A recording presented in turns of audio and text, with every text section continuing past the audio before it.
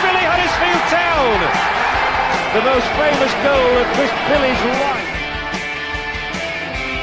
Is this the moment for Lee Fowler? It is. Take your place in Division 2, Huddersfield Town. Ruby and Steve Simonson's boots now. He's missed. Steve Simonson clears the frame of the goal and collapses in a heap of tears. Huddersfield Town are promoted. Skipper Schindler has a chance to write his name in Huddersfield Town legend. And he takes that chance!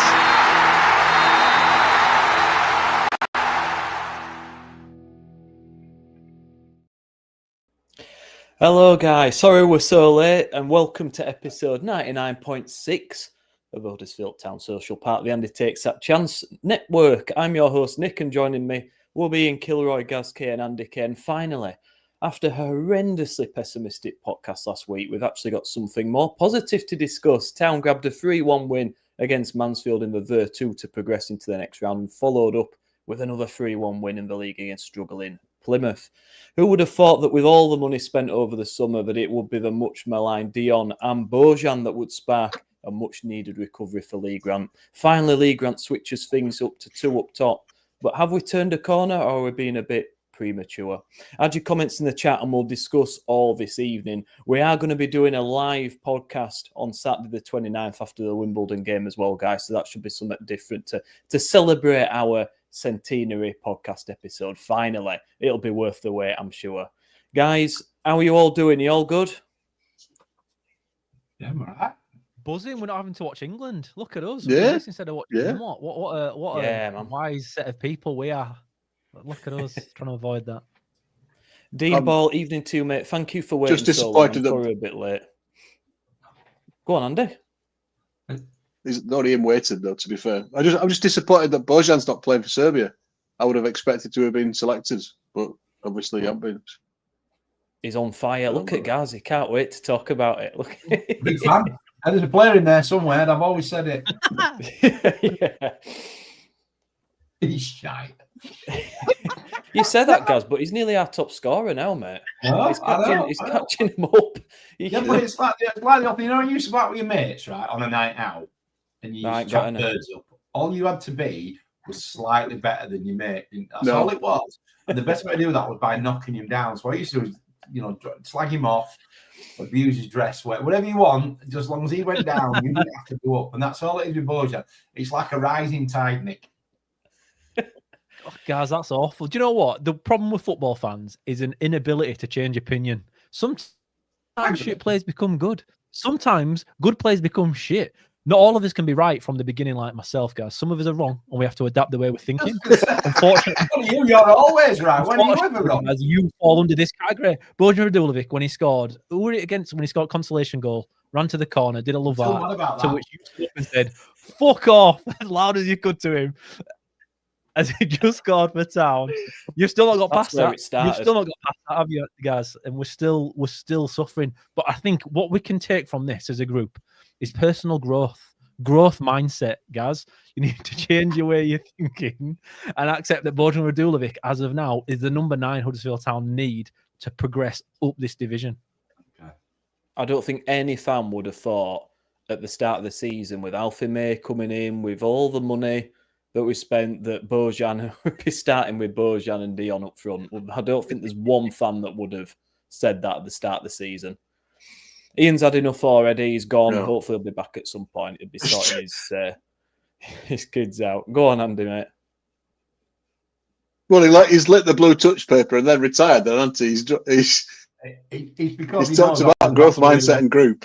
I was just going to challenge him about his knowledge of the work of Carol Dweck and how he feels about her experiments and what have you. Yeah. So, I am Mark Harrison, mate. Up the Bojan. I mean, I've been one of his biggest critics. No, well. Is there a satellite delay between you and Penistone today?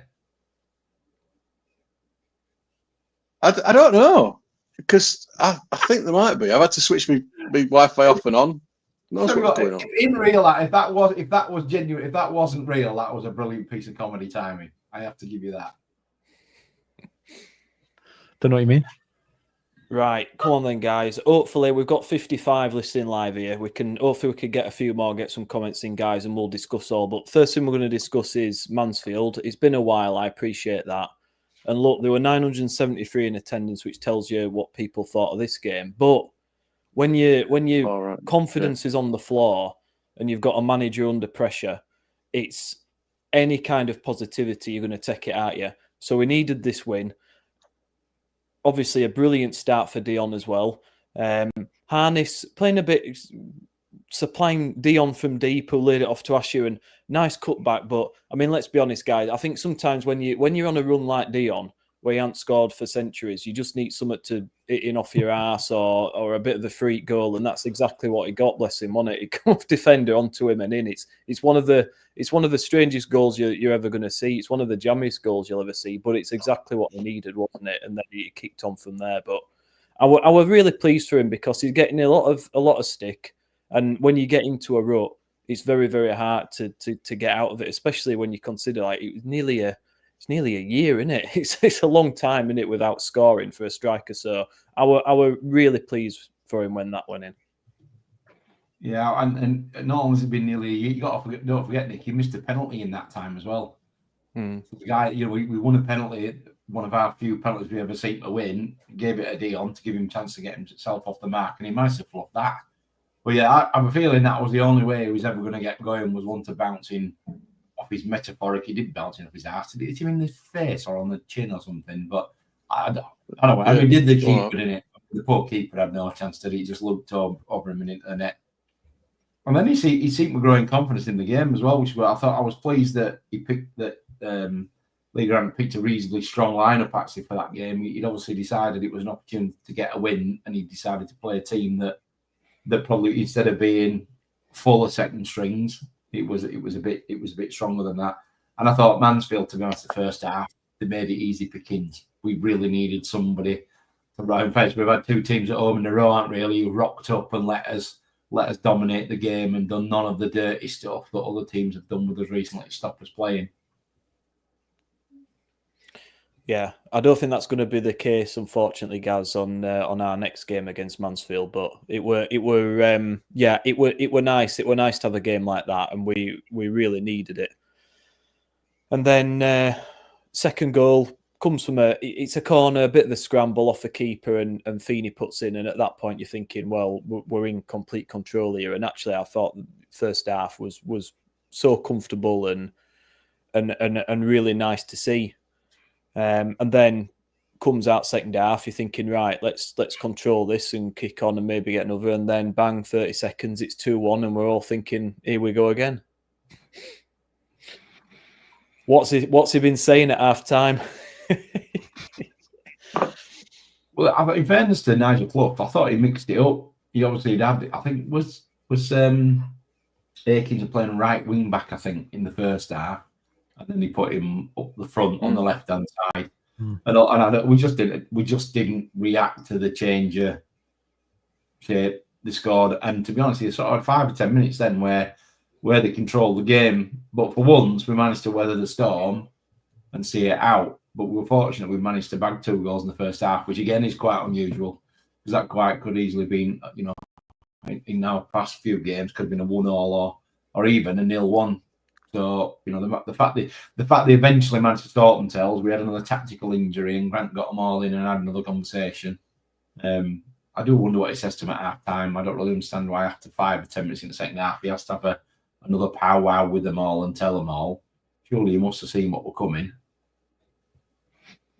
I think, in fairness to Grant, I think I remember, and I could be wrong, so you can correct me on this, but I think he did say that Nigel Clough did adjust things at half time and it just caught him out that little bit, and then they managed, but then he tweaked it and adjusted, which, to be fair, Ian, we've been berating his lack of making adjustments in game to counter, and to be fair to Town, look, they stood up to it. They didn't crumble, did they? They adjusted things, and then they went and kicked on, albeit against a slightly weakened Mansfield side. But with a team that's devoid of confidence, that goal goes in early second half, you're thinking, the temptation would be to just sit back and try and preserve the 2-1, but we didn't, did we? We kept going.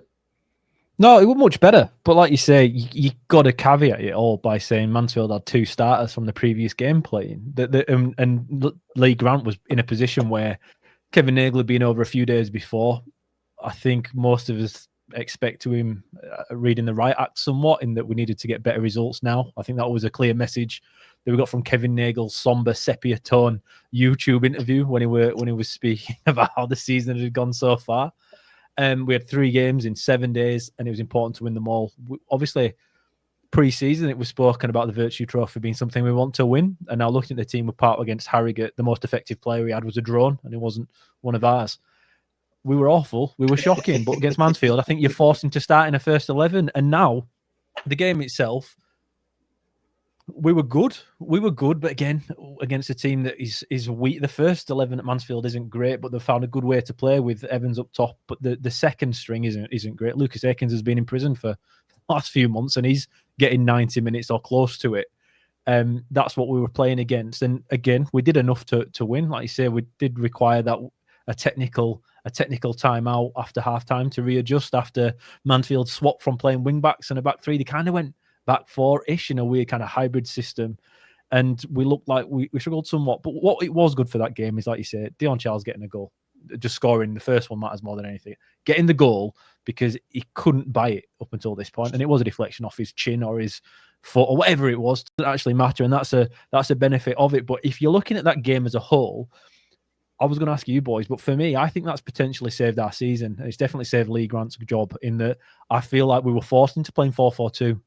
I don't think there was any other option on that day, with a mixture of Kevin Nagle being over, the form that we were on, how poor we've been up until then, how many injuries we have. There wasn't that many other changes we could have made. I think Ashia, it all just kind of picked itself, didn't it, really, for that Tuesday night game? It was as is. And I think by going back to this 2 up top, which Lee Grant did not want to do, I really don't think he did. I think we've gone through all the games in pre-season where it didn't happen at all. He's ended up doing it, and it's worked. And I genuinely believe that we have half a chance now to having a decent end of the season based upon a Virtue game, which is kind of stupid, isn't it? Like, most of us think they're a waste of time, and that's why only 937 went down to it. But last year, Man United at home, I think, if you remember, we were struggling somewhat. We played their under-21s and gave them a bit of a battering. I know they had your man playing left back, was it Marcella? I can't remember what he's called, but they paid 12 or 20 million or something for him from Holland. But the rest of them were pretty awful. But that gave us a little bit of a pickup and gave us half a chance after having a little bit of rough form. That was Michael Duff's first rough form, and then we kind of got it back together somewhat after that. I can't remember who scored in that game. Ladapo, did Ladapo score in that game? Was that Ladapo's goal? But it changed the season somewhat, and okay, the end of the season fizzled out, but that kind of got us back on track. And I feel like this kind of has done the same thing right now, and that's what you can see going into the game that we'll get onto shortly on Saturday. But that Mansfield game was crucial for it. It was a gift to Lee Grant that game was at that point. I feel some Virtue Trophy games have been this week and not last week. If we'd have had to wait another week to play that game, I don't think we'd be in the position that we're in, which sounds stupid because obviously butterfly effect. It's always like that. You can't underestimate that came at the right time for Lee Grant. Now, I've listened to another podcast this morning when they're talking about Lee Grant went back to basics with the 4-4-2. I don't think it's back to basics at all. I don't think it's a basic 4-4-2. There's still switches and flexibilities in the way we are attacking. There's still 3 up front at times. I don't think it's a simple thing at all anymore. Kids don't play 4-4-2 in academies. Playing 4-4-2 isn't what playing 4-4-2 was 20 years ago when everyone was brought up playing that way all the way through. You have to be brave now, as stupid as it sounds, to play 4-4-2 because it's ingrained in us that it's wrong, that you don't play football that way anymore. We have been, and as we spoke about so many times before, a graveyard for strikers.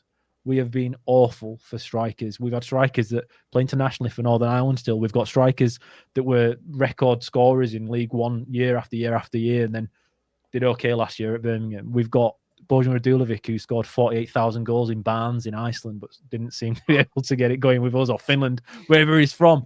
But all these guys played for us with one up top, with the players that we have, and they look like they've never played football before. Lee Grant being forced into playing 4-4-2 has shown him, I think, how our strikers can get back to doing what they do best or what we need them to do, which is score goals. And I don't think it was a decision that he had to actually make. I think it was something that was kind of forced upon him. Okay, he might be embracing it now and going into the game after the break. We'll see if he's going to stick with it or not, because I think that's a really big thing, and that'll change again the direction of the season going on. But the Mansfield game is going to be, for me, no matter how this season goes, a real turning point, because it was a breakaway from plan A. And I think that's what most of us wanted. So no matter what happened in that game, not about what happened that we didn't break after half time, that is good. But again, it's a virtue trophy game, I'm not bothered. It's more that we tried something different, and all of a sudden our strikers created chances. Dion Charles looked like a Ballon d'Or winner on that game, which is ridiculous, because I didn't even think he could play football. I didn't even think he were a footballer at all. I wouldn't have had him in Baller League. But now, all of a sudden, we're two up top. He looks like a decent player. I think the other accident that came about from that Mansfield game was Harness playing as one of the two holding midfielders, because he ran out of midfielders, so he had no choice but to put Harness in there. And I thought Harness had a really good game. And you put into context, it was against Mansfield. But, Killer and I sat and watched the Plymouth game together. And I thought Ledson had his best game in the Township by some considerable distance. And I'm convinced it's because he was alongside Harness. Harness suddenly made us tick. I think we suddenly had somebody in the midfield who received the ball, wanted it. And he gave it away a couple of times in the Plymouth game. But he actually made a difference. He was picking a pass. He was linking the play much better than we've been able to with either Kasumu and Ledson or even I might even say Ledson and Kane. I think that performance on Saturday was much better. So, but that's another that was forced on him. And he would never have played Harness alongside Ledson if he hadn't run out of centre midfielders. No, I thought you were fantastic, Gaz, and I do actually think going into the next game again. I know I keep skipping one here, but he had to play against Plymouth because we had no other centre midfielders other than Dan Vost, who could have probably done it. So Harness had to be picked in that position at that point, right?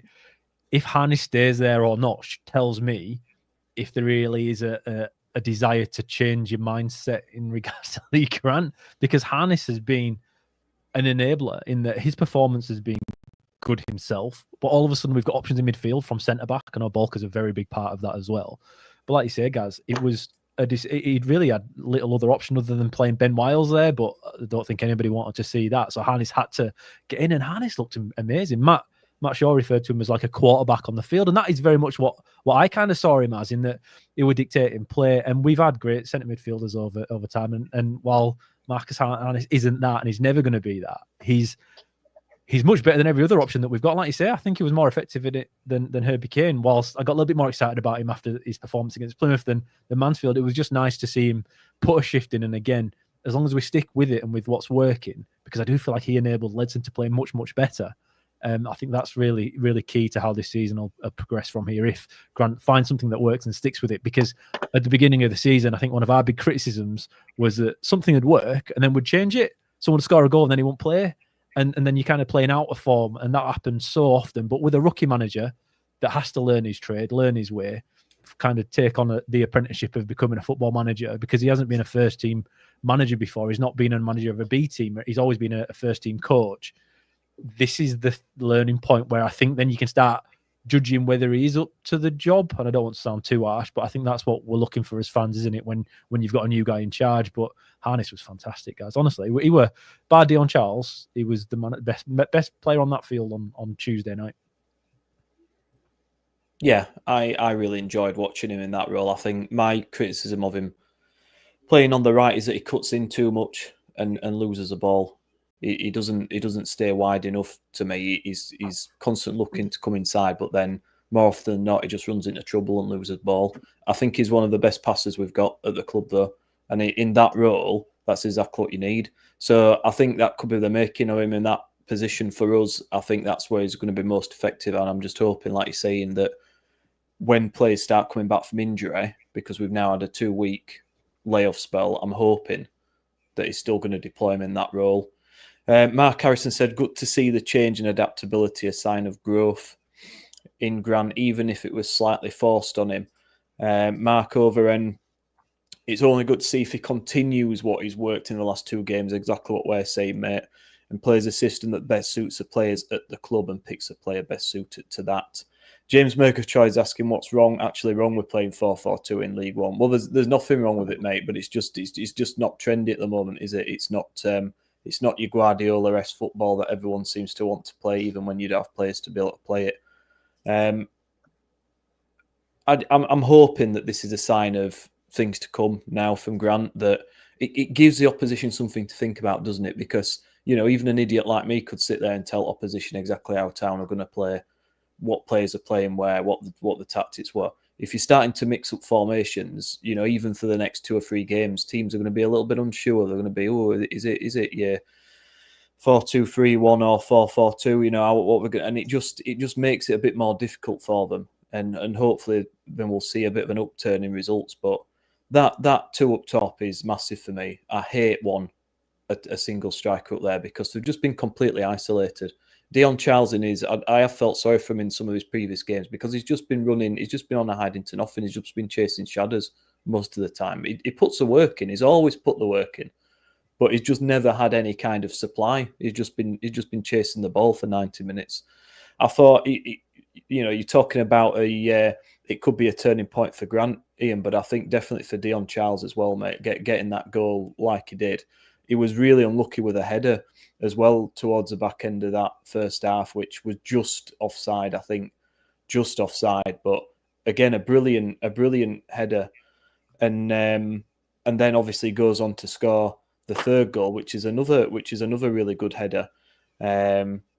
So suddenly the guy's got 2 goals, and his confidence is through the roof going into the Plymouth game, and hopefully now we're going to see him kick on, because he could get 10-15 goals in this league, couldn't he, in this kind of form. What a change of a view. Look at this, guys. Have you seen Nick? Have you seen where Nick's going with this, guys? I know. Scary, isn't it? Shy, and now he's 10-15 goals. 15 goals. Dion Charles would have expected that, but it just shows you how his confidence.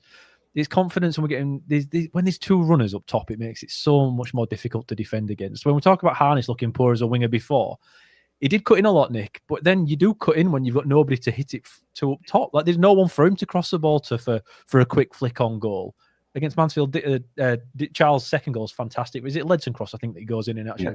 But perfect, because there's more than one runner. And when there's more than one runner, you create confusion in the defence. And now that's the most important thing, I think, in League One football. It's creating confusion. It's creating carnage. It's having runners slipping off the back. When you play an expansive 4-2-3-1, as Town have done most of this season, it's very easy to defend against. You defend narrow, and we've seen this time and time again. Couple that with our defence sitting 40 yards deeper because they're slow with Joe Lowe, unfortunately. I'm going to be careful on this one. But we've got quite limited physicality when it comes to, they're strong and they can head it somewhat, but running backwards, we weren't great at it. Whereas Bolker also came in, compacted that pitch. And we just had more players in the right positions, and it just allowed other people, the ratters. That's what Dion Charles is. He's a ratter, isn't he? Like, he'll just do the running. And you need to do that not just in open space. That's not really his game, which I know sometimes can sound a little bit strange.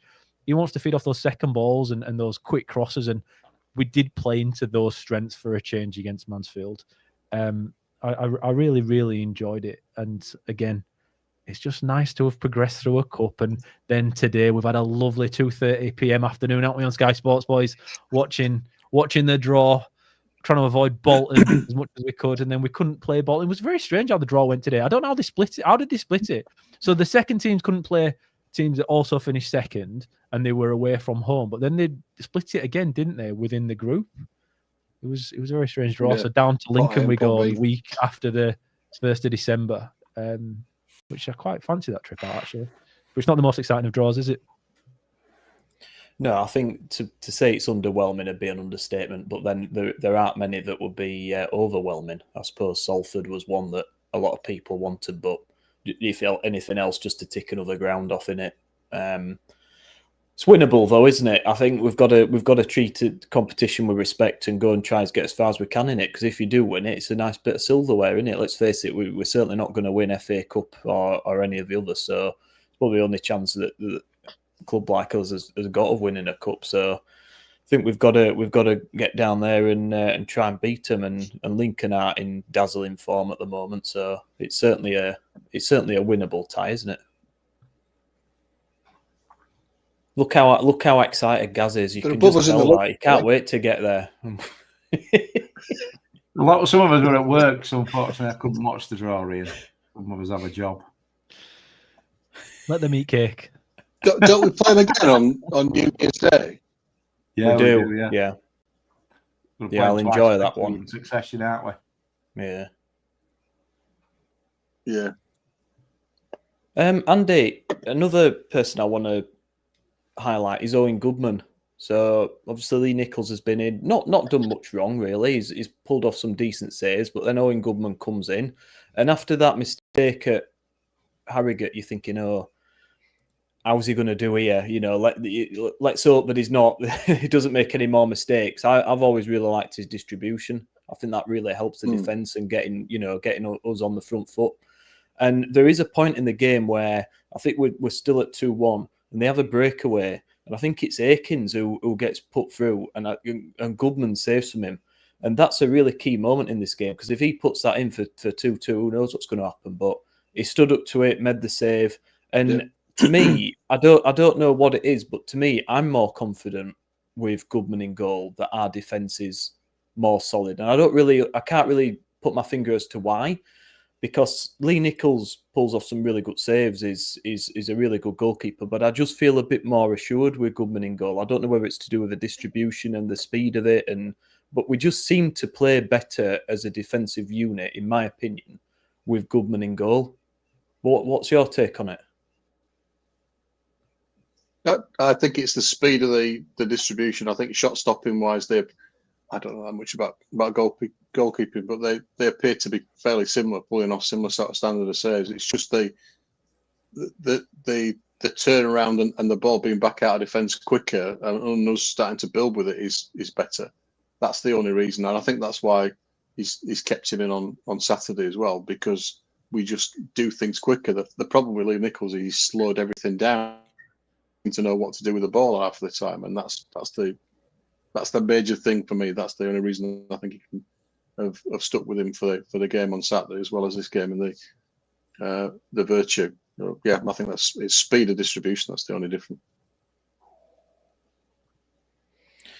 And Gaz, good old Radinho Balka gets back into the fold. I mean, who would have thought we'd be saying this in pre-season? But the lad comes in and driving from defence up the pitch like some Premier League Rolls Royce. It's nice, in all seriousness, it's nice to see a defender being confident on the ball and been able to bring it out, and that's something we've not really had for a while. So that's really good to see. Of course, the question mark is how long is he going to be able to play? How fit is he? But when he does play, I think he looked really good. I don't think there's any doubt, is there, that he's probably our best footballing centre half. I don't think anybody's debating that, are they? The question mark has always been around his ability to never mind stay fit, play 90 minutes. I mean, has he completed a 90 minutes for as well as being a player for town? I'm not sure if he has. And he obviously when he played about an hour or so on the Wednesday, and then came on and obviously then played against Plymouth. But even in the first half, he was stretching and him bending over and pulling around the back of his hamstring. So, I think if he can nurse him through, he can make a big difference. I thought him and Feeney looked a really good pair on Saturday. What do you call them? Meat eaters. I think Feeney was the beast and Balka was the ball player, wasn't he? And that duo seemed to work really well. I think we must caveat everything we're saying. As suicidal as we were on the last podcast, we must caveat everything we say about with these two victories that they've been against. I mean, Plymouth are possibly the worst team I've seen. I thought Mansfield put up more of a fight on Tuesday night than Plymouth. I thought Plymouth were terrible. But you're right. And the number of times he turned with the ball and then actually exploited the space helped. And then they also was made easier by the fact that Harness and Ledson made some decent runs.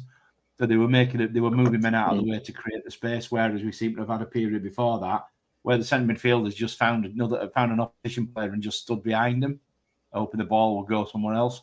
So I think that whole triangle really between Feeney, Goodman, and Balka seems to work much better as a three in terms of being confident with the ball and moving it. When we've played Lowe and Feeney, it's been quite slow across the back four, back to Nichols, then back to them and round. It just felt like there was a bit more on the ball. But the Balka's a good footballer. You can't say anything else, can you? There's been question marks about his attitude, but the guy's been picked for 2 games and played Played well. Let's just hope he can stay fit. That's all he's got to do in it. That's what worries me with him going off on international, because I'm just like, oh, for God's sake, please don't pick up an injury. Don't overdo yourself. It was like Falkland Islands or Gibraltar or something. Suriname.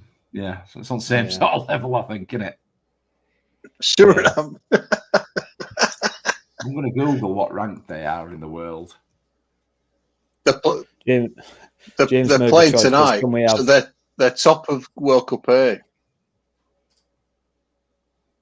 The top? Oh, what is it? 126. They're top of their group. Suriname are top of their group. Who else is in They're the playing group tonight against El Salvador. Canada. Panama, Guatemala, and El Salvador. Those footballing giants. It's like back in Premier League, isn't it, boys? With these good, all these internationals, being able to go watch where they're at. This is it. If you just squint your eyes, really, we can just pretend we're a Premier League team with all the international players going on breaks.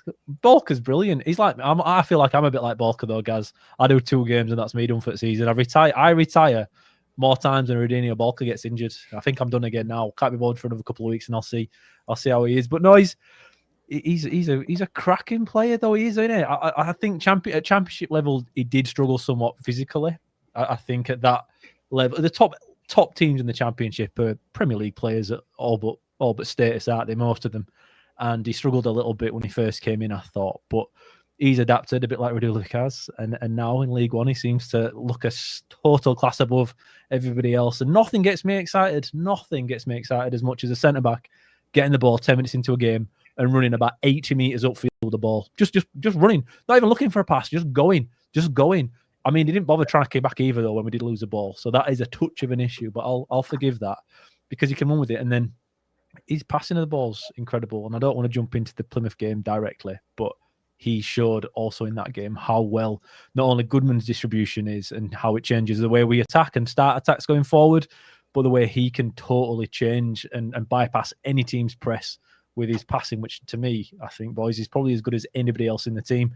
And I can't remember us ever having a centre-back who could pass the ball like Balker can. Like you say, it's just a shame it's 2 games out of 46.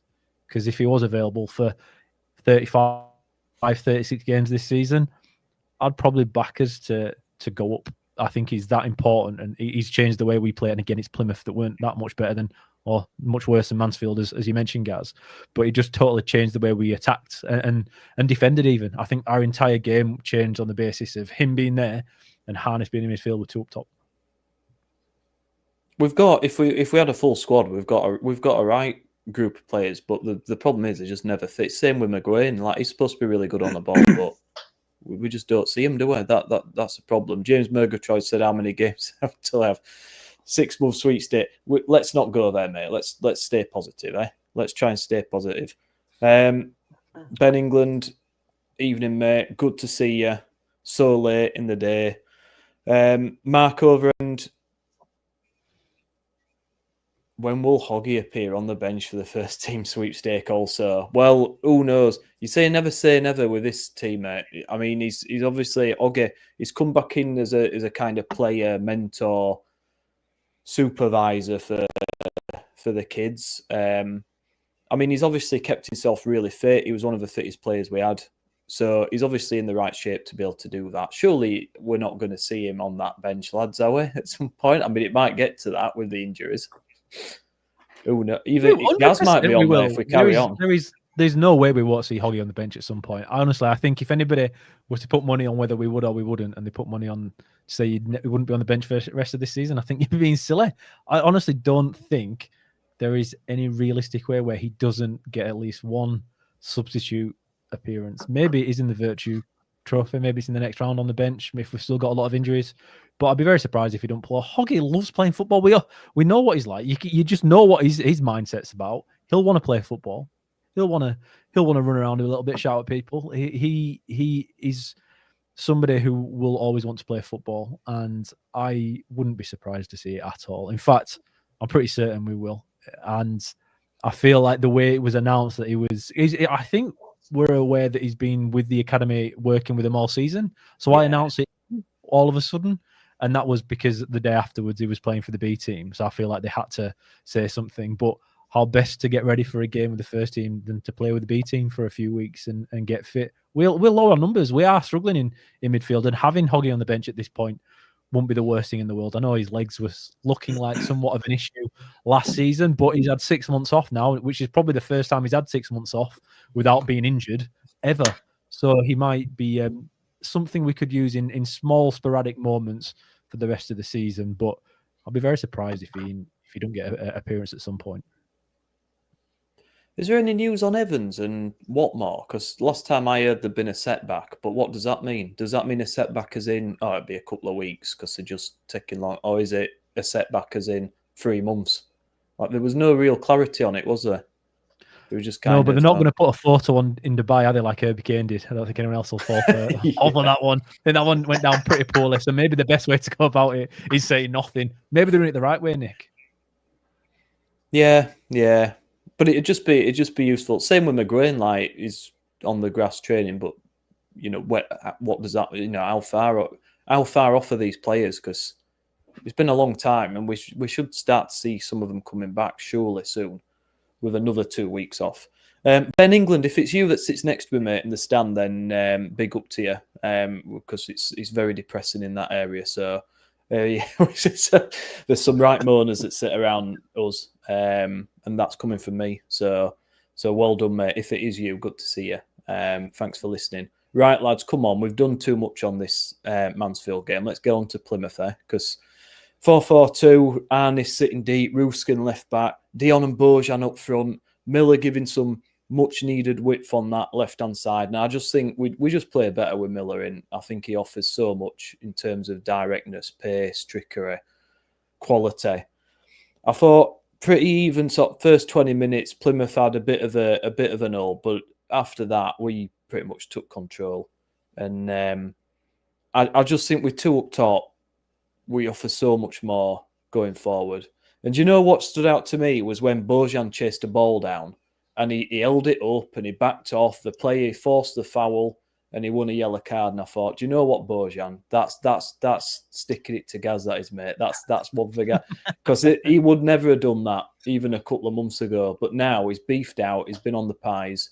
He's got the right physique and he's doing what you need to do in League One. So there's a definite change in Bojan and I'm loving it. And I hope he goes on to score 10, 15 goals just for Gaz's benefit. I said, if he scores the goals and gets promoted, I am happy to eat some humble pie. Don't you worry about that. We have, I think Feeney has an header tipped over from a corner. Arnis absolutely levers one just wide, which would have been a great goal.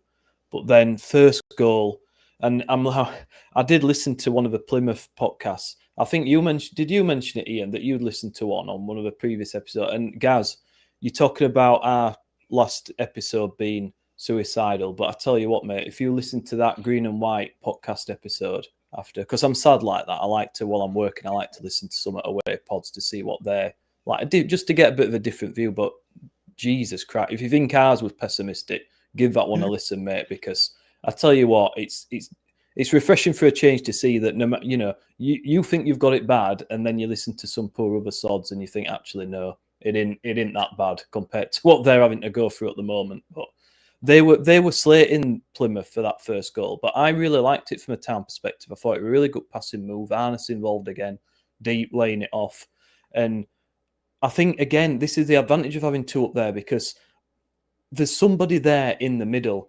Dion gets the ball, and if we'd have been in the previous formation, it'd have had to a shot. There'd have been nobody there. But because we had two, there's someone to square it to. Credit to him, he doesn't shoot, which would have been the easy thing to do. He sees his colleague in space. Bojan just peels off the defender. He just slows down his run just to get a bit of space. He puts it across, and it's a nice, easy goal for Bojan. But I thought that was a brilliant goal, and that's the sort of goal that I want to see more often going forward. Well, it wasn't just the two strikers, was it? It was the fact that we just have more bodies in advanced areas as well. I think it was Harness and Wiles, wasn't it, linked up to play the ball. Was it Wiles that played the ball in, I think, for Dion's clever little run between the full-back and the centre half? We, as you say, Nick, then you've two men in the box, you've two bodies in the box instead of one or three people on the edge of the box trying to pass it square to each other. And I thought it made a difference because although we played we're saying we played 4-4-2. I mean, you had Wiles on the right and Miller on the left, so we're not really playing traditional 4-4-2 with wingers, are you? Which is what I guess what you were trying to say before, Ian, with that movement, people coming inside, then going back outside. But it was a lovely goal. I mean, it was saying, by the way, talking about Goodman. I know you were asking Andy. He made a really good save. That the guy that was playing left back, who had a bit of a torrid afternoon defending, but looked really tidy coming forward. He had a shot. I think we did our usual. We backed off and steered a player inside, and Goodman had to make a really good save. That wasn't long before Feeney's header. You know, that if that went in, you suddenly got a different afternoon. And Plymouth on the ball were tidy, but they were only tidy up to sort of just beyond their own halfway line, and then they went to ratchet. And I think we were saying they reminded us of Town really last season, where we were tidy enough, but it was just all powder puff and ineffective. And I just think going a bit more direct suits Dion Charles. I think I'm not talking long ball here, but we just went a bit more direct. We were playing in their last third of the pitch rather than the middle of the pitch. Somebody said they were glad to see a less pissing about at the back, and I couldn't agree more. Plymouth were shite, weren't they? Honestly, they are probably the worst team we'll see this year at home. We got the right team at the right time for us, in that Cleverley's a bit of a joke. He looks like he's been on a park bench for a few days before he does his press conferences. He looks like he's had few too. He looks just like he's having a rough time. He said it before, and he's going to dedicate his life to changing the fortunes of Plymouth Argyle. Looks like he's taking it too seriously and not sleeping enough for me. He looks like a right mess. However, they were just awful, and like everything was right for Town and wrong for Plymouth on that day. My day started great, by the way. I parked in a new place. I don't want to say where I've parked because I don't think anyone else has cottoned on. You really do have to protect your parking spots, don't you, in Huddersfield? Like, I've got a place now that's a 10-minute walk to Town, but also only a 15-minute walk to the stadium, but I don't have to pay to park. And I really feel it's not quite as good as yours, guys, which I won't mention online because that is probably the best car parking spot I've ever seen when it comes to watching Town in the at home. But I found a decent one, and then on the way down to the ground, though, I bumped into Pieface. Do you know what Pieface is, Nick? Are you cool enough to know who the Pieface is from Twitter? I'm not, mate. No, I'm not. I'm not down with all that, mate. Well, he's some sort of. So, do you know what? It's a bit Richard's talking like this, isn't it? Because we do the same thing, right? But he's just more successful than we are. Right, anyway, he's a right gobby guy on his videos. I watched his video back. He was in the Vulcan before and with his mates, and they set off at like 4 o'clock, and they're giving it all like losers at school. Do you know, like they're all big and hard when they're with their own mates. However, walking down to Town game, I stood next to him, and there were some Town fans just shouting, "Oh, Pieface looked miserable this morning," and he shat out. He wanted none of it. He said absolutely nothing, and that didn't make his video, did it? Didn't fancy that. But yeah, so he shat out, just so you know. I just wanted that one on record. It's just nice going into a game knowing that we're going to play a little bit of positive football and be able to create chances. And that's where it felt like going to the game. And it's rare for that with Town fans, isn't it, recently? I think Blackpool away was the last time I kind of went expecting something and I didn't get what I expected. But at least I was excited beforehand. It felt like that against Plymouth, but they were terrible. They were absolutely awful. Like you say, guys, on the left-hand side, they caused a couple of problems over Feeney's head. Was it Sorinola? And Owen, is it Owen Asine was the other lad that beat Feeney for pace a couple of times.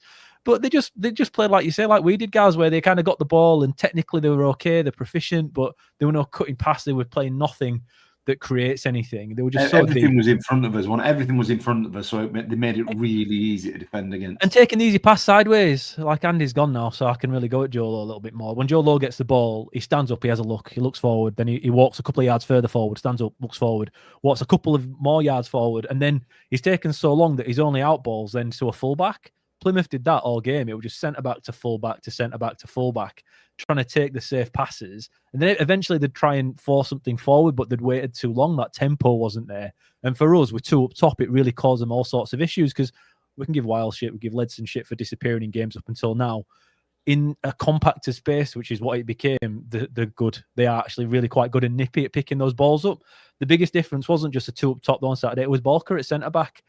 And now the difference with Balker at centre-back is that when we have Joe Lowe there with anybody else, because of his fear of pace, he sits 15, 20 yards deeper. There was a moment in that first half, guys, wasn't there, where we had Feeney and Balker pressing about 20 yards into the Plymouth half. I think it was 0-0 at that point, but it stayed the same when it got to 1-0.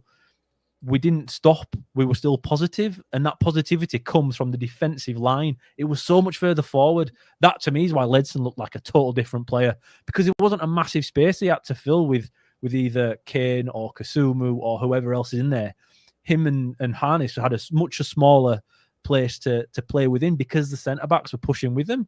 It was a total different team because of it. We could have played that game over 1,000 times and would win it every single time, because for me, we controlled and dominated every aspect of it. Goodman was good at the back. The defensive line was solid and high. The midfield were busy and doing the jobs and creating chances and being unpredictable. And the strikers were busy. And now you can go through individually and look at the players, and every single player in that team at times this season have been somewhat shy, apart from Balker because he's barely played. Yet all of a sudden, they all look really proficient. And again, you have to caveat it by saying Plymouth are awful, and if they don't change cleverly soon, they're getting relegated. They are that bad. They're Barley Mumba on the bench, who only 2 years ago ripped us a new one when Warner took us down there, and we battered 4-0, 3-4. It was bad, wasn't it? I can't remember exactly what the scoreline was. And they look like they've never played football before either, like you say, because they're wasting and they're not playing progressive football. They are very much going through the motions. And just as I've mentioned about the Mansfield game being the turning point for this season, having that followed up by Plymouth really has solidified that this is a way we can get the best out of our strikers. And if Balker stays fit, I really feel like that midfield will change as well. That's how important it is for me that Balker stays fit until January, until we can go out and get a centre-back that fits the system that we've got. That was one of the issues we had this summer. We brought in so many centre-backs. But the problem is, if you're bringing in 6-7 centre-backs, you don't actually know how they're going to play in your team until you play them. And then you can't tweak it until January. And it's really hard to get so many signings right on the first day. It's impossible nearly. So that's expected. We just have to limp on now between now. How many games we've got between now and the end of the year? There'll probably be 6 or 7. There'll be quite a few, won't there, before we can start realistically bringing players in, if you include the New Year's Day game and the one on the 4th of January. I think there's one on the Sunday as well, pretty quick after it. To then tweak and bring in the extra centre-backs like Balker that can ball play and play higher up the field, because that's the difference for me between a team that struggles in League One mid-table or a team that can actually play better and progress up the division like it looked like we could against Plymouth on Saturday. Volker, there was one where I think it was the second half actually, and I think that's when we made the difference. In recent weeks when we've gone in front, the defence have just started to drop off, and that's dragged everybody else by. They didn't do that. There was one second half, I think we were only 1-0 at the time, and I can't. What was the name of the big lad that played up front? It was really, and they stuck it in down down the side of Ruskin and round the side of Balker. But Balker backed himself. Instead of doing that thing that centre-halves do, where they slow down so the guy can run across the front of him, Balker just kept pace with the guy, managed to go, and he had to go to ground to clear it, but he went to ground and just got it out for a throw-in. What would have been before, his low would have been 5 yard deeper, so the lad wouldn't have had the run, but would have been 5. That just drags everybody else 5 yard deeper. That changes everything, guys. And like you say, Feeney's really good as well, though. Feeney covers that. So while Balker's gambling and taking that chance first time round, Feeney's clever enough to cover him. Like you say, Balker is your meat eater. Funnily enough, off the ball, he's the guy that goes to meet everything. And Feeney's the guy that does the sweeping. But then it reverses on ball, which is quite strange. Normally, a guy like Balker isn't the guy, and they weren't ready for it. Plymouth weren't ready for it. And maybe that's something that will change going forward. They probably didn't expect him to start because he's not started in League One before this season. Because, guys, like you say, it was like we went 1-0 up, and instead of dropping deeper, we've gone higher and we went further forward, and we were starting to play. Rodinho Balker is without doubt the best passer of a ball in this team and the best centre-back passer in the division. He pinged one out to Sorensen, didn't he? I think that must have been in the second half, was it? It was, yeah. There were a free kick, and I think it was a free kick and a quick one.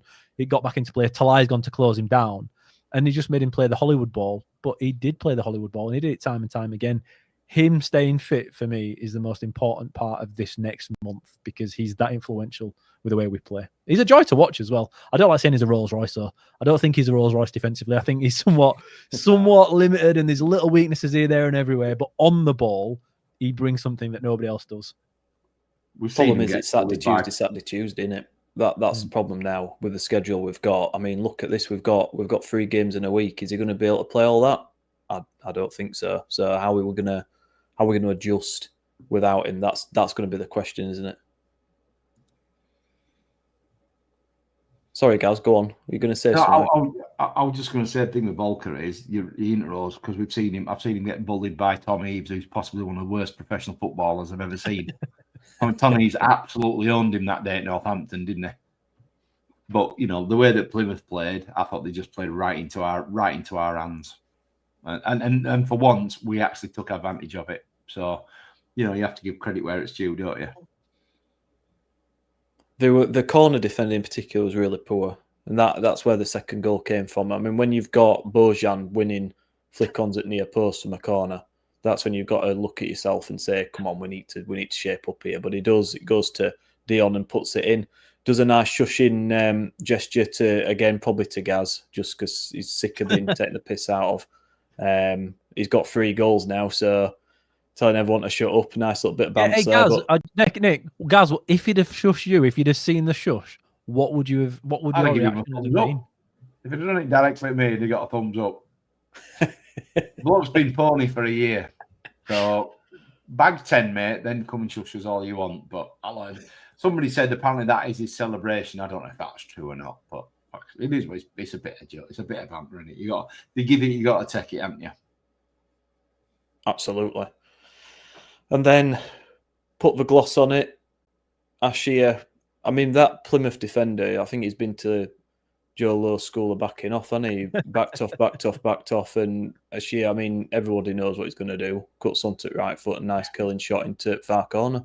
What a finish. I mean, it was right. I mean, it couldn't have been any more into the side netting than it was. And he hardly any backlift. I don't know if you saw that Doku scored a virtually identical goal for Man City. I thought the commentator's head was going to explode. They were that excited about it. And it wasn't as good a finish as that. As good a finish as that as Ashley's when he put it right into the side netting. But that's what that lad's capable of. I was a bit disappointed he didn't start on that day when I saw the team with him and Castledine on the bench. I would have liked one of them to be in from the start. But as you're saying it, I thought Miller had probably his most solid game since he's come back from injury. I thought he did quite well actually on Saturday. But yeah, that's what the kid can do. And then I'm not really, we don't know what goes on, I guess, but I don't really understand this whole having him in and out of the squad thing. He's an impact player. You've got to have him on the bench. And all right, 3 or 4 times out of 6, he'll come on and he'll be shite. But then a couple of times where he just pulls one out, opens the top drawer and pops it in there. That's why you've got to have him in your squad for me. I think his best, Gaz, at the moment, at the stage he's at, I think his best coming on when defence is tiring because there's more gaps in it. And when you've got, he loves cutting in and, Karoma-esque. But I think he's got a bit more to his game than Karoma did. He's not afraid to go on outside. He's not afraid to take someone on. But he does like to cut in and shoot. I mean, I don't know if are you saying we've got the next Doku there, Gaz, in the making? Don't quote me. I'm not quite sure that's what I said. But no, I just mean in terms of the quality of the goal. It was an absolutely brilliant goal. I mean, it's not a goal that won the game. We were, the game was already probably won at that point. But yeah, and he's got pace, hasn't he? Which Karoma never had any real pace. He's quick, Karoma, but he's not quick like Ashley is quick. Thing is with Karoma, when he got the ball in those positions, you kind of knew what he were going to try, but you didn't necessarily have the confidence that he were going to do it in a very short period of time with quite a small sample size. When Kamashia gets it, right? And I'm going to do a big up Kamashia here, Nick. I think that's going to become a thing now. We'll shout a big up when we respect things. When he gets the ball, you're expecting it to score. You're expecting him to put it in. It's not even like a... I was standing next to Gaz, and when he's putting it back in it, I don't think I stood up. I just fist pumped. Just give it a yes, because you knew what were happening. You knew exactly the way the ball was... You know exactly the way it sat, and the defender couldn't have defended it worse. I honestly, that shows you how poor Plymouth are and how much in the shit they are, because anybody that did any sort of research on town would look at Kamashia and go, oh, don't let him cut inside. And there were 2 lads that let him cut inside. There were Ross, the centre-back, who came over to cover, didn't kind of get involved. He just dangled a leg in. They've given up on Cleverley, Plymouth. If anyone's listening from there, if Pieface is having a listen, you shit house. They've given up though. They've not put the work in, or the players aren't playing for the manager, because that is the most basic mistake to make on a guy that is at this point in his career. He's a bit of a one-trick pony in Kamashia, but he's very, very young, and his one trick's fantastic, and he scores goals. And as he plays more and more, he'll bring more to his game. When he played against Blackpool, which kind of got him out of the team, didn't it? He did well pre-season. Started the season okay. I can't remember who scored against early on, but against Blackpool when they were down to 10 men and we were pressing really, really high and we looked awful. That's where Kamashia somewhat struggled, in that there was no space for him to run into. In those games where you have to do a little bit more intricate passing and try and think your way through defenses. He's not perfectly great at that. But when it comes to this counter-attacking, like you say, one-on-one with the defender, he's going to beat him 9 times out of 10. Just the way they tried to stop him was embarrassing. It was shocking. It was so bad. It's a sackable offence on its own.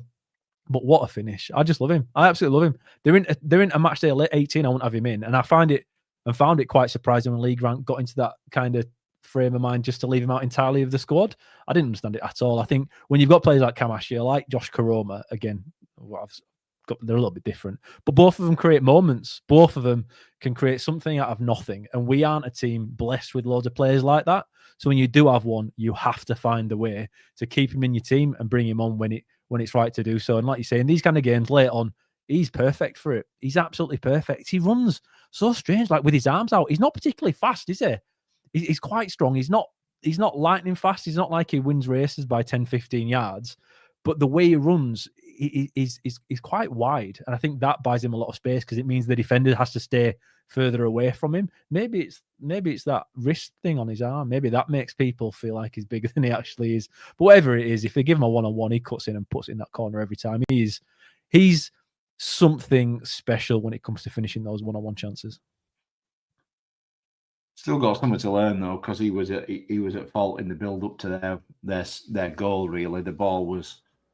I think there was a foul in the centre, which the ref seemed to want to give to them and played advantage. The ball comes out, it deflects, and he's got a chance to just volley it up the other end of the field, and he sort of does this half jumpy, twisty thing, and the bloke just plays for ball drop on the floor and plays it in behind him. So he's still got, and that's probably why Miller starts and he doesn't.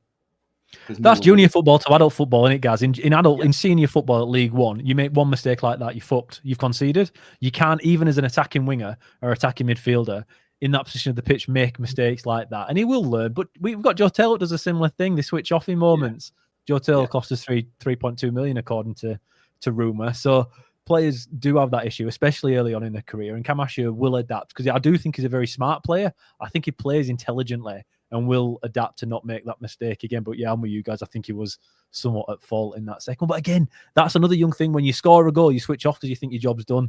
I think sometimes that comes into it. We've seen that with loads of players before. It's nothing, no shit to throw at him. It's not a big issue. It's just a learning curve. And I think he'll get past that. But yeah, it wasn't great on that goal. And then, it wouldn't be time, would it, if we didn't concede, just to take a little bit of gloss off, a bit of the shine off it. And Plymouth put a few balls in, and one of them completely misses a header, and everyone's cheering like, "You shit!" And then it gets put in and they score.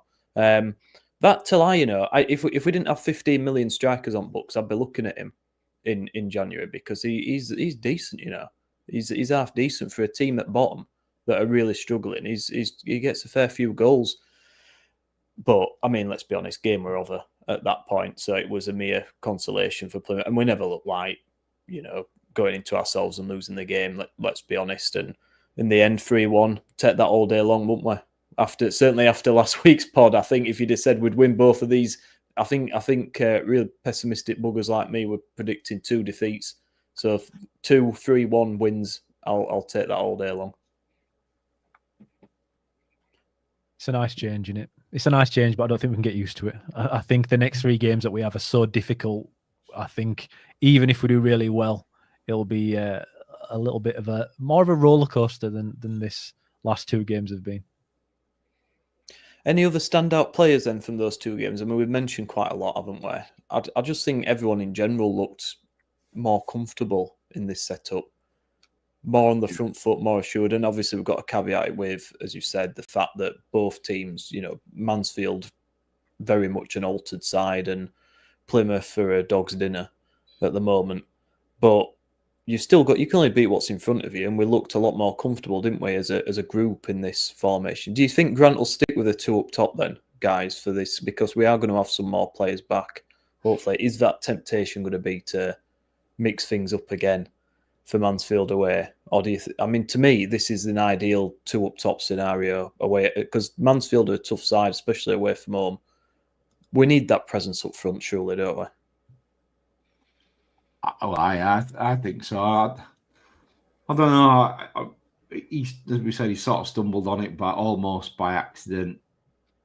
They do as they usually do, as he does in his interviews, talked a bit in gobbledygook afterwards. But I think he's got to start sticking with what's making him successful. I said before, I do wonder if I think he might be a bit of a lucky manager, which is not a bad thing. If you can't be good, be lucky, right? And I do think he's stumbled onto this when he needed a week to save his bacon. He got a week to save his bacon. 2-3-1 wins at home just backs the pressure off, doesn't it?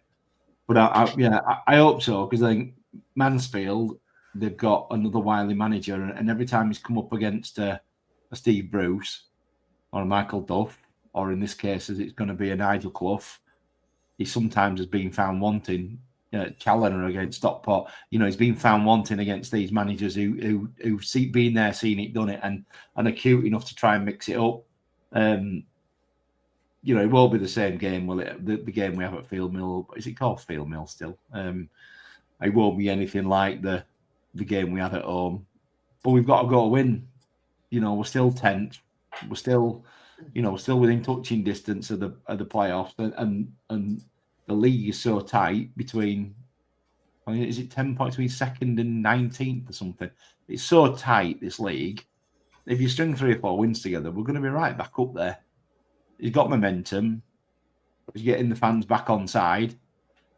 Don't cock it up, mate, and go start playing Joe Taylor on his own away at Mansfield. He's got to go with the strikers that are in form.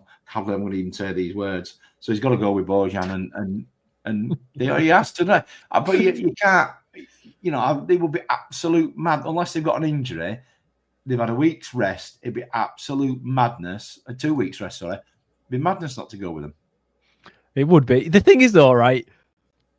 Like, I'm split on this, because I think to myself, if he doesn't play it and it goes wrong and we lose, it's untenable, his position, which sounds ridiculous because we just won 2 in a row. But if he doesn't go with it and he does change system, right, and it fails, Town fans will go mental, right? So that makes me think, well, he's going to have to. But then in my head, I also think I don't quite understand Lee Grant when it comes to his team selections quite a lot. So if he totally went back to the 4-2-3-1, shoehorning in a striker to play as a winger, or Harness isn't in centre midfield, because that's another thing that could change, or Bolker isn't starting and he's subbing, I won't put it past him either. Like, I don't know. The beginning of the season, we were rotating people for fun. I still feel that is a possibility, and I do feel like we'll learn so much about Lee Grant and about how this season will go on the next game at Mansfield, because it's going to be a very tough game. Like you say, guys, I hadn't thought about it until you mentioned it. He's not once this year has he come up against a manager with classes, League One bread and butter, being he had done it for a long time and got better out of teams than what they should be doing. I think, to my memory, every time that's happened, we've lost or struggled. Again, we had Peterborough, but they're very much in a very different situation than. I don't know. I don't know, guys. I'm with you. I'm just not entirely convinced we will see it, even though he has to play it. I'm not sure. I'm kind of hedging my bets on it yet, which is a shame, because I've got my ticket yesterday, so I'll be there. But I don't know. Again, I'm with you though. I never expected to be sat here thinking, "Oh, I can't wait to see Bojan and Dion Charles start up top for us." But here we are. For me, he's got to. You can't just play one up front. It just doesn't work, and it's shown not to work.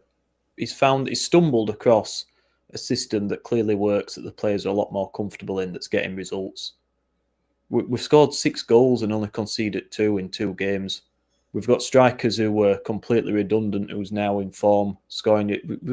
Surely we've got to carry that on. If he doesn't, like you say, Ian, a section of the fan base will go absolutely mental, because why would you change a winning formula? It doesn't make any sense, does it? Just because we're away from home doesn't make any sense at all. So I think that's it, Nick. But if he does go out with the same lineup that we had against Plymouth, I'd feel like a total renewed hope. Generally, I would, because I think it's a willingness to change. If you put the same team out and then you lose, at least then you can step back and say, well, he had to play that team. It didn't work. Okay, we'll try and adapt going forward. But at least he was willing to change from his original principles. Okay, through force change, but then he stuck with it.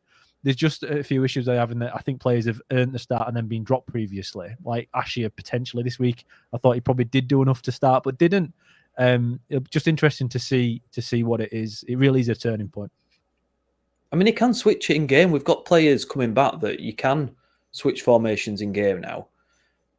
We've still got a lot out injured, but I just think for this league, with the players we've got, we weren't creating enough. We weren't creating enough, and we weren't scoring enough. So something had to change, and this seems to have rectified that. So let's take it on. And if we win, I mean, you're right, it's so tight, this league. If we hadn't have imploded against Bolton at home and conceded 2 in the last 2 minutes of the game, we'd be 3 points off top with the game in hand. Out of all the rubbish performances and how shit we've been, and everyone's saying Grant out and everything, that's how close it is. It's absolutely mad at the moment, this league, and it's a kind of wake up call, I guess, that it's still early in the season, but it's there for them. If we get some consistency, 3-4 wins in a row, you're right up there, and it's perfect. It's there for Town. They've just got to find that consistency. I mean, lose against Mansfield and it's all doom and gloom again, isn't it, amongst fan base? Because we've only won one league game in God knows how long, and everyone's miserable again. Win against Mansfield and suddenly we're going into that Luton game chock full of confidence. So it's a big game, this, isn't it? But Luton and Mansfield, we're all on the set. Us, Luton and Mansfield have all got 22 points. So, there's no to fear here, is there? And, Bar Stockport, well, ironically, they're still only a point ahead of Bradford. They're the only ones that have shown any consistency in recent weeks. Bolton, maybe. And you're right, that everybody's beating everybody. So it only takes a modicum of consistency, and you can still do something in this league. But I guess we'll find out on the day at Mansfield. But I'm with you, Ian. I think if he decides to change it and go back to his principles, and we get turned over, yeah, he's right back to square one, isn't he? If he does that. Yeah, it'll be interesting. To see what happens. You'll have to go all pie face, Ian, and do a vlog down there, mate, and reaction to team and full-time whistle. I can never be asked doing them, me. That's problem. Maybe we should do more of them, but I can't do it, Nick, because everyone will realise how reactionary I actually am. In the moment, I'm fucking fuming, and then give me 10 seconds, 20 seconds, I calm myself down. That's what we all want, mate. Regather. That's what the viewers want. I know. It makes out that it's me shouting and bawling and swearing and pointing at people. You want to see him behaving during games, Nick? He's outrageous. He's all well behaved when his mum's there with him for that game, but right. then when that's comes, it. When he's unleashed. When she unpacks the sandwiches for him, gets the flask out. Yeah, tough week though. Coming up, Mansfield, Luton, they've picked up, haven't they, as well? New manager bounce and all that. Maybe it's because of the Juster Derby playing, it's all a bit new, but they've got some decent players. And then Wimbledon at home, tough side, physical side.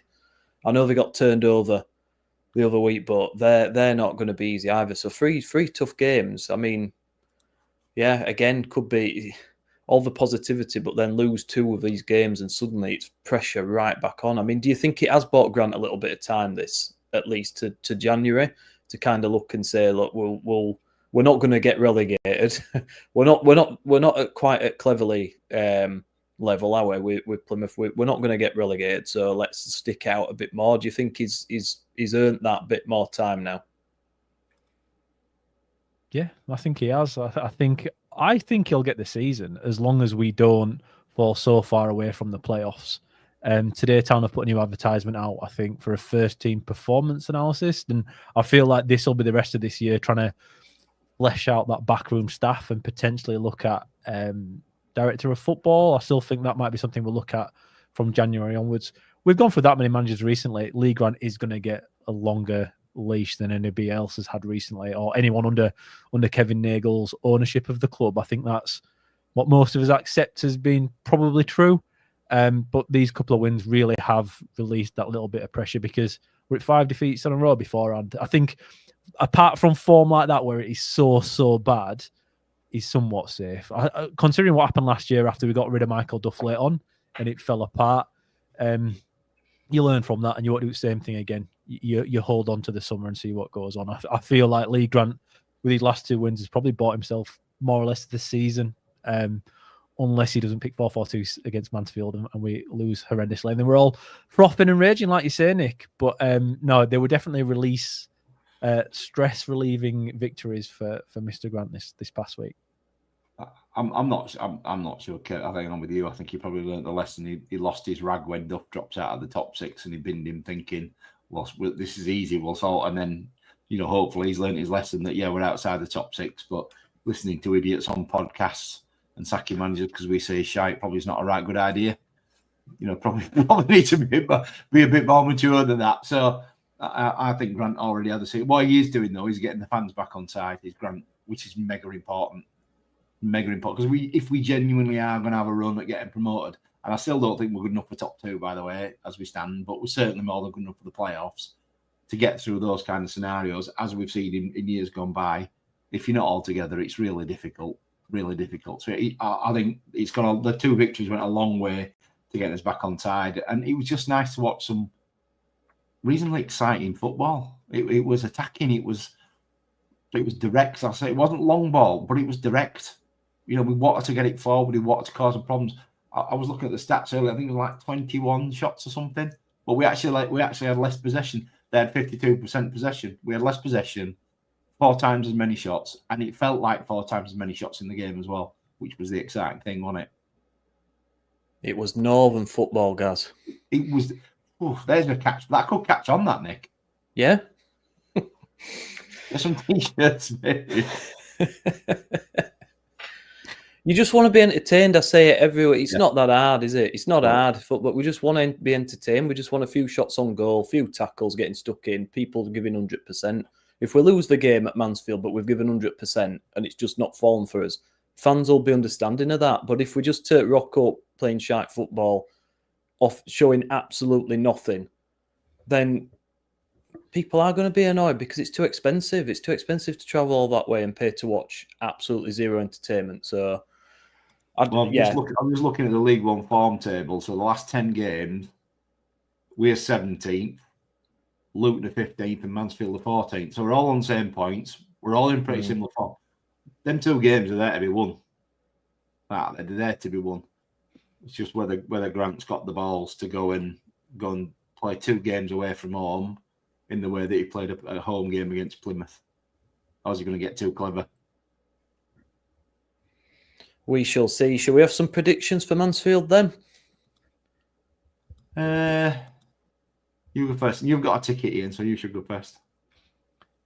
I can't come too soon. This is too early for me. We've got a driving to do next week. However, 2-1 town, right? I'm penciling in 2-1 town, but I'll go back through the last couple of Mansfield games before I settle in on that. But I just feel like if you are wanting to make top 6, if you are wanting to chase a top 2, you have to get a win out of one of these games. And Mansfield is easier for me than Luton is, even with Mansfield strikers being a little bit better than I think what Luton are. I think Luton will get the shit together at some point and go on a little bit of a run. But I think Mansfield's the one. I think that's the one we have to have a good go for, and a hard fought 2-1 win where we have a lot of shots and not too much of the ball again. I think that's what I'd like more than anything, a 2-1 win town. But you got to win one of them. Yeah, I think you're right. We have to win one, and I'm with you. I think Mansfield on paper, and also having experienced both those grounds a fair few times over the years, Luton's going to be a way more difficult game. Tuesday night away from home, they'll have a decent turnout because they always do now, don't they? A horrible ground, fans right on top of you. I think Mansfield's probably a better place for us. And also, if we can take the 3 points of Mansfield, it actually takes the pressure off a little bit when we go to Luton. Pick 4 points out of them 2 games. That's a really good return, isn't it? But you don't want to go. You don't want Luton and go to Mansfield and lose. I think that's what you don't do. I think Mansfield could be a draw. As long as we win one, we can lose the other. I think that's fine. But I don't want 2 draws yet. I think got to get a win in one of them. No, but we're not drawing many games anyway, are we? No. So I do think the odds with a 1-1 or a 2-2 in Mansfield. So I'm gonna go for a Desmond. We'll have a 2-2 Mansfield. I think it'd be nice to win 2 of the 3 games to try and push up into them playoffs. Corner Time says 1-0 Town. Nice. James Murgatroyd says it'll rain in Mansfield. It'll rain goals. Mate. That's what it'll rain. It'll rain with Bojan and Dion. It'll be raining goals. I'm going to say 3-1 Town at Mansfield because I just think with this, I don't think they'll be prepared for it. I think it's still quite new with the 4-4-2. If he goes for it, I don't think they'll be able to prepare the same as if it'd be the 4-2-3-1. And I think you've got 2 strikers in a bit of form. Renewed confidence in the side. I think we can go and beat them 3-1, but obviously injuries going and getting a result there. And Luton will probably lose it, but who knows? If you're going off the back of the win, could scrape a 1-0. But I think if we won Mansfield and Wimbledon, then that's 6 points from them 3 games would be a decent return to me. That's got to be the target. I think that has to be the target going into these. You win your own games, and then when you sit every other away game, I think that's how I like to try and look at it. I'm just still got that hangover from. Do you remember that in the? Oh, yeah, that's that last. He always We're a bad day out. Always. We've got a message from our departed colleague, Mr. K, the other Mr. K. 2-1 Town, he reckons, Mansfield. Yeah, nice. What is this all about? It's positive. Makes a nice change because we don't like being miserable all the time. You know, it's nice to have a bit of positivity. It's just a little oasis of positivity in the desert. Do you know why this is though, guys? This year we've got no game this weekend, right? This is how it goes. Saturday the game, Sunday you're fucked off, you're miserable, you're angry. Monday you're still kind of at it, and then Tuesday comes, and then you're back at work if you've got a real job. And then Wednesday arrives, and then you start looking forward to the weekend, and it gets through to Thursday, and you're thinking, do you know what, we've got a chance this weekend, and that's where we are in the cycle. And we won last 2 games. That's why we're so positive tonight. Maybe this is the key to a happy podcast. Thursday nights are the way to go. I mean, lose Mansfield and it's Grant out again, but we're going to savour it. Well, we're going to savour it until then, aren't we? So, right, have we all else to discuss, guys? I'm sorry, it's been a bit late tonight. As I said, we've got our live in-person pod coming up to mark our centenary episode, so that's going to be worth listening to. That's going to be after the Wimbledon game on the 29th. We're still trying to work out where to do it. It'll probably be in Ian's basement or somewhere. It'll in his dungeon or whatever he's got there. But I'm not wearing. Yeah. I'm not putting one of them masks on. Guys will be sat somewhere to do it. But yeah, it'll be a good laugh. And God, I hope it's off the back of a positive result. I'm not just all sat around in a circle, just miserable as sin. Yeah, for our 100th. But yeah, so yeah, by all means, be a part of the work quite well. But we'll see how that goes. But yeah, thanks, Gaz. Thanks, Ian. Thanks to Andy as well. Unfortunately, had to leave due to his Wi-Fi. And yeah, take care, everyone. We'll see you soon. Hopefully, after another 3 points down at Mansfield. Up the Town.